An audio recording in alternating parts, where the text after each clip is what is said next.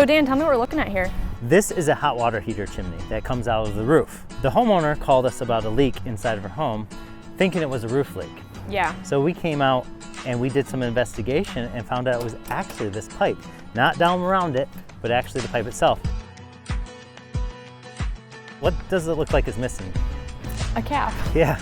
I mean, there's nothing to like divert the water. Water just goes right down it. Yeah. Now, a little bit of water in there is not a big deal, but having a chimney cap on top keeps a lot of water from going down. And if we go inside, that pipe actually makes an angle, and right at that joint, the water is coming in, and that's directly where that leak is.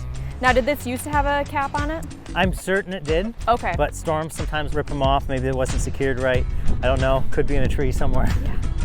And a lot of homeowners don't know, but I mean, you have multiple vents typically on the top of your roof, right? Yes. And so super common to probably have your caps fly off. This is a simple fix. The cap itself is maybe $50. So it just saves. So she called for a roof leak and now we got a $50 cap? Yeah. Wow. And it's honestly something I just called my mechanical contractor. He's gonna come out and just pop one on real quick for us.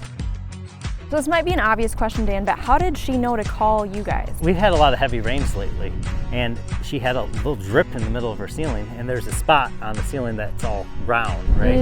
And so she called, obviously, a roofer, which is honestly, for a homeowner, if you have a leak in your ceiling or water in your ceiling, that's a great first place to start. Now, you gotta be careful who you call, because 3 other roofers did not find this problem.